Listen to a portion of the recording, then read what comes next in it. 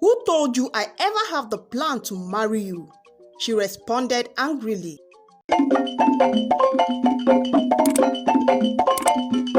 In the bustling city of Udo, there lived a wealthy man named Obinna.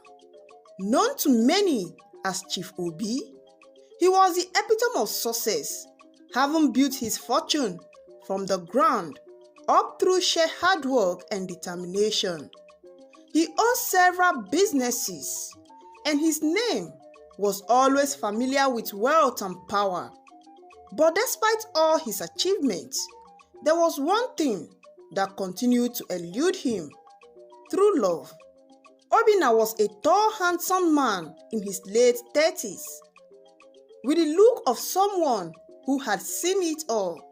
His broad shoulder and his chiseled jawline made him the desire of many women, but his heart had been broken too many times for him to care about appearances anymore.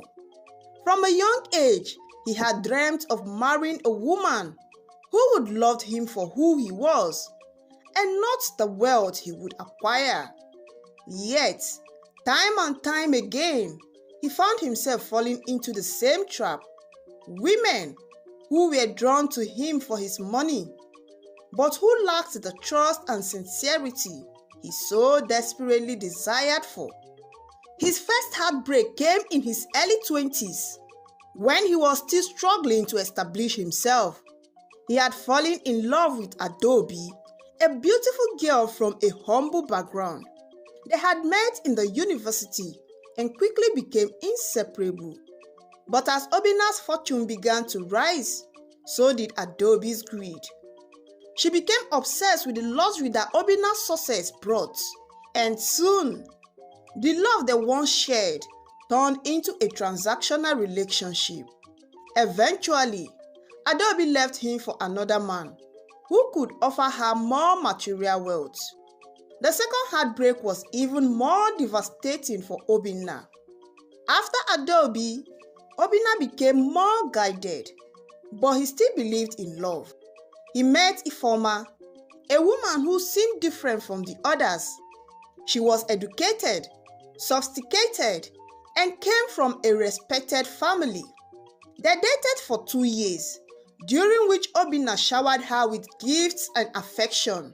But when he finally proposed marriage, Ifeoma revealed her true color. "Who told you I ever have the plan to marry you?" she responded angrily. She had only been with him to elevate her status, and once she secured a position in high society, she dumped him without looking back.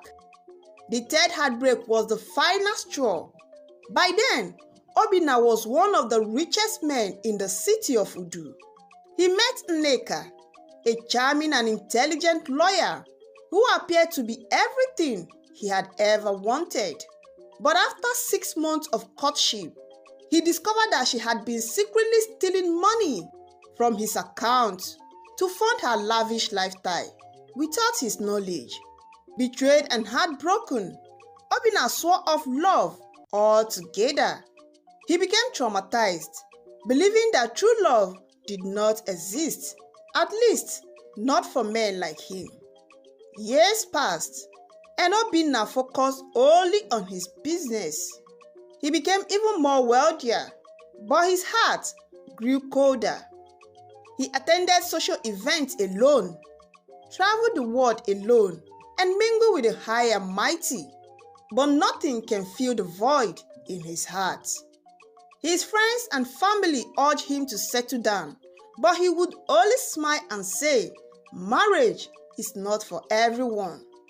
But deep down, Obinna yearned for the one thing money couldn't buy: a woman who would love him for who he was, not for what he had.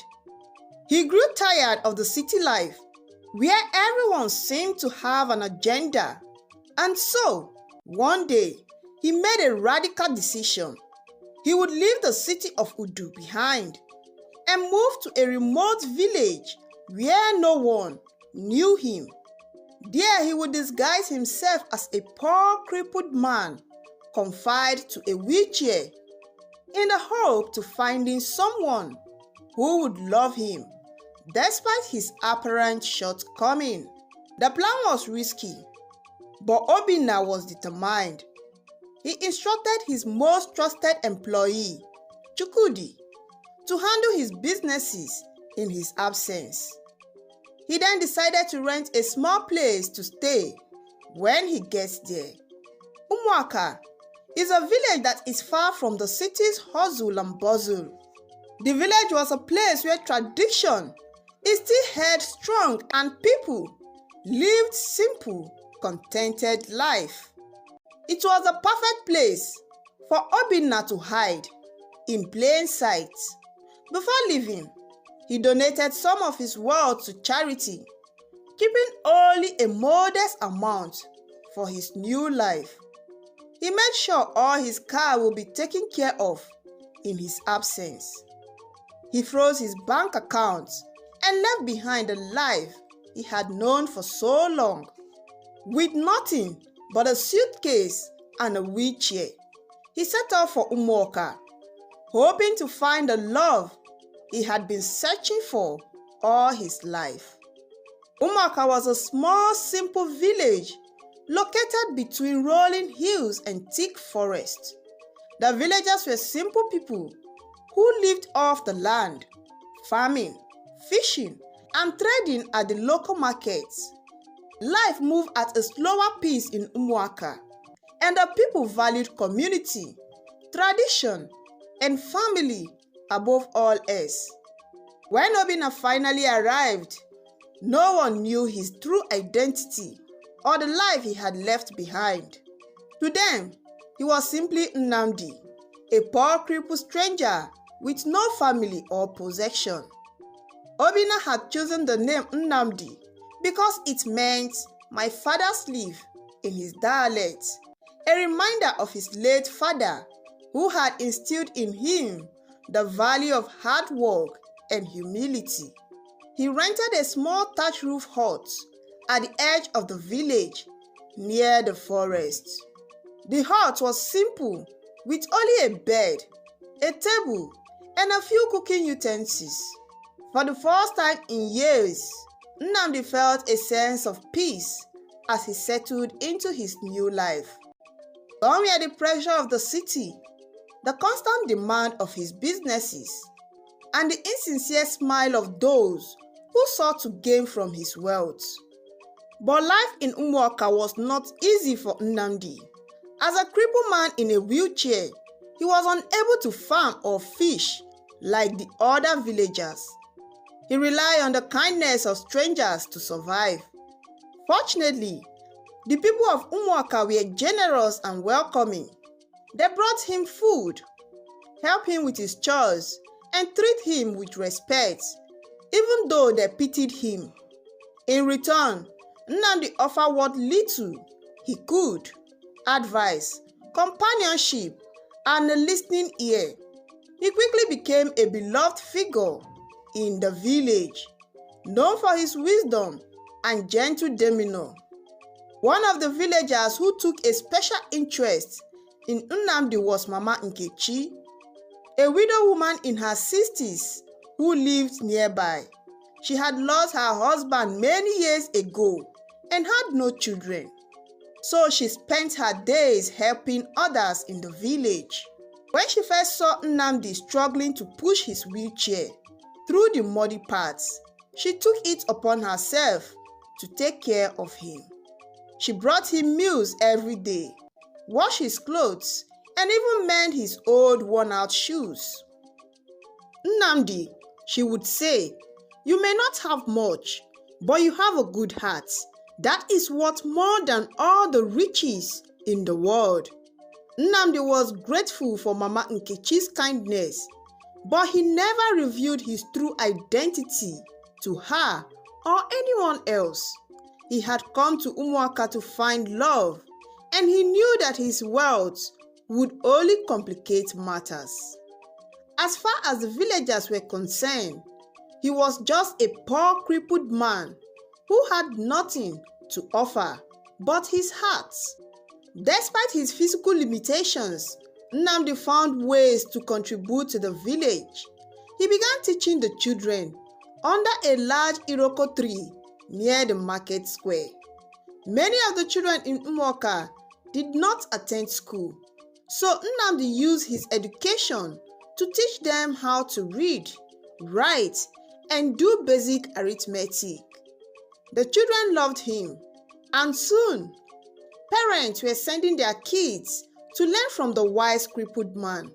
As Nnamdi spent more time in the village, he observed the lives of the villagers closely.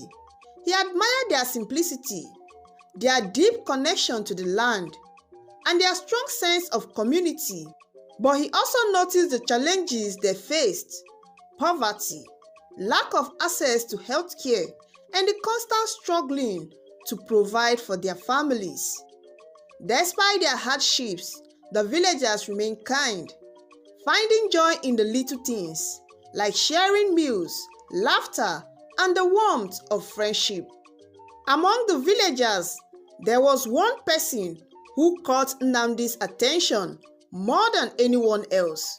Her name was Amara, a young woman in her mid-20s with a charming smile and a heart of gold. Amara was the daughter of a farmer, and she lived with her aging parents and younger siblings in a modest house near the river. She was known throughout the village for her beauty, but it was her kindness and humility that truly set her apart. Amara spent her days helping her parents on the farm, fetching water from the river and tending to her siblings. She had little time for play, but she always made time for others. Whether it was helping a neighbor with a difficult task or comforting a crying child, Amara's presence was a source of comfort and joy to those around her. When Amara first met Nnamdi, she was immediately drawn to him. Unlike the other men in the village who were strong and able-bodied, Nnamdi was weak and dependent on his wheelchair. Yet, there was something about him that intrigued her. Maybe it was the way he spoke with such wisdom, or the gentle manner in which he treated the children he taught. Whatever it was, Amara found herself spending more and more time with him. At first, their interactions were brief: a smile, a greeting, and a few words exchanged as she passed by his hut. But over time, they began to talk more. Amara would bring him fresh fruits from the farm, and Nnamdi would share stories of distant land and cultures he had read about in his books. He never mentioned his past life in Udo or the wealth he had left behind. To Amara, he was simply Nnamdi, the wise and kind-hearted man who had become her friend. As weeks turned into months, Nnamdi and Amara grew closer. Their conversation became deeper, filled with laughter, shared dreams, and moments of quiet reflection. They would often sit together by the riverbank, watching the sun set behind the hills as the cool evening breeze blew the leaves of the palm trees. Amara enjoyed these times more than anything else, for in Nnamdi she found a kindred spirit, someone who saw the world with the same gentle eye and who valued the simple pleasure of life. But as their bond grew, so did Nnamdi's feeling for Amara. He admired her strength, her compassion, and the way she cared for others without expecting anything in return. She was everything he had ever hoped for in a partner: beautiful, humble, and full of love. Yet, despite his growing affection, Nnamdi was not ready to reveal his true feelings. He feared that if Amara knew he was wealthy, she might see him differently. After all, he had come to the village to find someone who would love him for who he was, not for his money.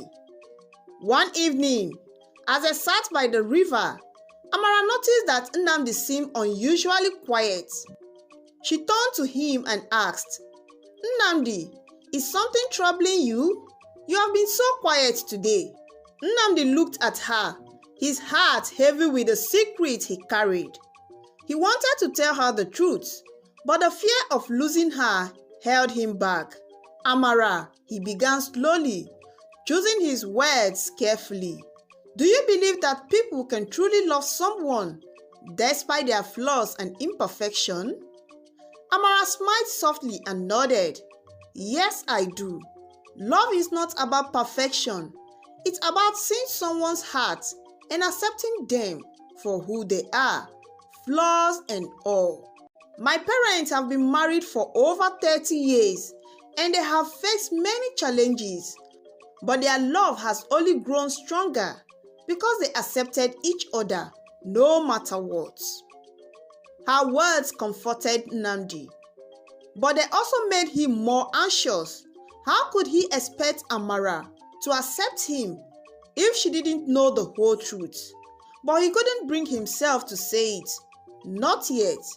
So, he simply smiled and said, "You are right, Amara. Love should be about the heart." As the day passed, Nnamdi found himself falling deeper in love with Amara. But his fears of rejection only grew stronger. He knew he couldn't keep up the pretense forever, but he wasn't ready to face the consequences of revealing his true identity. So he continued to live as Nnamdi, the poor crippled man, hoping that Amara would love him just as he was. Meanwhile, life in Umuaka continued as usual. The villagers prepared for the annual New Yam Festival, a time of celebration and thanksgiving for a bountiful harvest. The festival was the most important event in the village, marked by feasting, dancing, and traditional rituals. It was also a time for the young people of the village to meet and socialize, and many new relationships were often formed during this period. As the festival approached, Amara's parents began to pressure her to consider marriage at least. At 25, she was considered to be at the right age for marriage, and many young men in the village were interested in her. But Amara was not interested in any of them. Her heart was drawn to Nnamdi, even though she knew he was not like the other men in the village. She admired his intelligence, his kindness, and the way he treated her with respect. But she also knew that marrying a crippled man would be difficult, especially in a community that valued physical strength and the ability to provide. One evening, Amara's mother, Mama Ugo, sat her down for a serious conversation. "Amara, my daughter," she began, "you know that your father and I want what is best for you. We have given you time to choose a husband, but the time has come for you to make a decision. There are many good men in this village who would be honored to marry you. Do not waste your youth waiting for something that might never come." Amara sighed, knowing that her mother meant well, but she couldn't ignore the feeling in her heart. "Mama, I understand what you're saying, but I cannot marry someone just because it's expected of me. I want to marry a man who loves me for who I am and whom I can love in return. I need more time." Mama Ugo looked at her daughter with concern. "I know you're a good and wise girl, Amara, but remember that life is not always about what you want. Sometimes you must make sacrifices for the good of our family. Think carefully about your future." Amara nodded, but her mind was already made up. She would follow her heart no matter what. The day of the Yam Festival finally arrived, and the village of Umuaka was filled with excitement. The villagers dressed themselves in colorful attires, the women in vibrant wrappers and headscarves, and the men in their traditional dresses. The air was thick with the aroma of roasted yams, spicy pepper soup, and freshly tapped palm wine. The sound of talking drums and flutes echoed through the air as the villagers gathered in the village square for the festival. The festival began with a grand procession led by the village elders, who carried the first harvested yams to the shrine of Ani, the earth goddess, to give thanks for a successful harvest. After the rituals was performed, the elders gave their blessings, and the feasting and dancing commenced. It was a joyous occasion filled with laughter, music, and the vibrant energy of the community. Nnamdi watched from the sidelines, unable to join in the dancing because of his supposed disability. Although he felt a bit of sadness, he was happy to see the villagers enjoying themselves. His eyes, however, were drawn to Amara, who looked stunning in her attires. She wore a bright red and yellow wrapper with matching beads around her neck and waist. Her beauty was breathtaking, and Nnamdi couldn't help but feel a pang of jealousy as he noticed the young men who admired her from afar. Amara too noticed Nnamdi watching her, and she smiled warmly at him. She made her way through the crowd and approached him, her heart fluttering as she saw the look of admiration in his eyes. "Nnamdi, why are you sitting here all alone?" she asked. "You should join us in the celebration."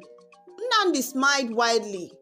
"I would have loved to, Amara, but you know I cannot dance like the others. My legs, they do not walk like they should."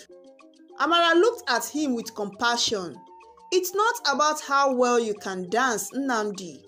It's about being part of the community, sharing in the joy of the festival. Come on, let's at least watch the dancers together." Nnamdi nodded, grateful for her kindness. Together, they watched the dancers move gracefully to the rhythm of the drums, their bodies swaying in perfect harmony with the music. The sight was mesmerizing, but Nnamdi's thoughts were somewhere else. He couldn't help but wonder if Amara could ever love him the way he loved her. Could she see past his disguise and accept him for who he truly was? As the evening wore on, the dancing became more intense and the music grew louder. The young men of the village took turns showing off their skills, competing to impress the women. Some of them cast glances at Amara, but she paid them no attention. Her thoughts were with Nnamdi, who sat quietly beside her, lost in his own world. Suddenly, one of the dancers, a young man named Chidi, approached Amara. He was tall, muscular, and known for his strength and agility. He had long admired Amara from afar and saw this as his chance to win her heart. "Amara," Chidi called out confidently, "why don't you join me for a dance? Let the whole village see how beautiful you are." Amara hesitated, glancing at Nnamdi. She didn't want to hurt his feelings by accepting Chidi's invitation, but she also don't want to embarrass him by turning Chidi down in front of everyone. Before she could respond, Nnamdi spoke up. "Go ahead, Amara, and join the dance. I will be here watching." Amara looked at him gratefully and then turned to Chidi with a polite smile. "Thank you, Chidi, but I'm not in the mood for dancing tonight. Maybe another time." Chidi frowned, clearly disappointed, but he couldn't force her. He gave Nnamdi a curious look, as if trying to figure out why Amara had turned him down, and then walked away to rejoin the other dancers. After Chidi left, Amara turned to Nnamdi with a thoughtful expression. "Nnamdi, why do you always encourage me to be with others? Don't you care if I spend time with you?" Nnamdi was taken aback by her question.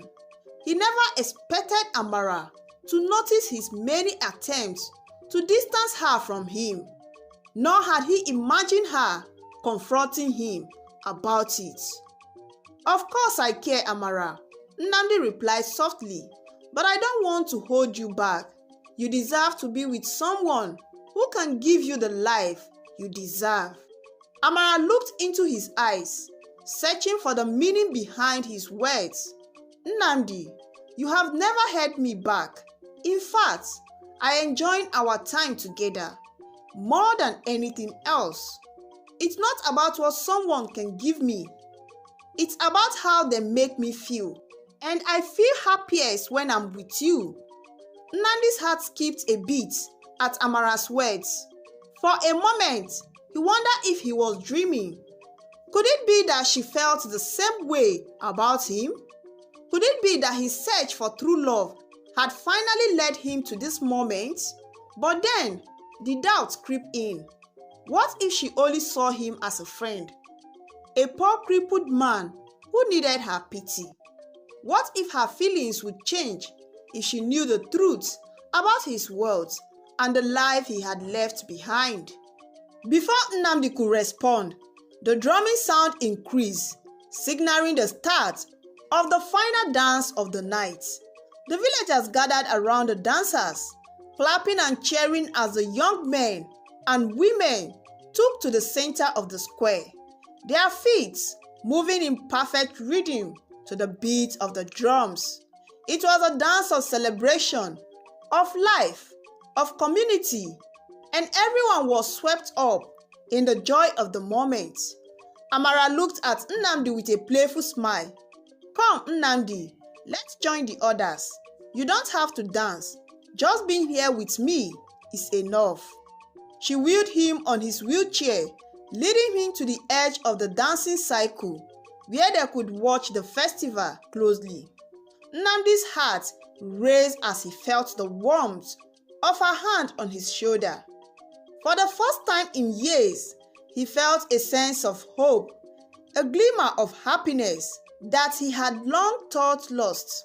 As they were together, watching the dancers dancing and spinning, Nnamdi realized that he couldn't keep up with the pretense any longer. He had to tell Amara the truth, even if it meant risking everything. If you want to know what happened next after Nnamdi told Amara the truth, let me know at the comment section below to drop the part 2.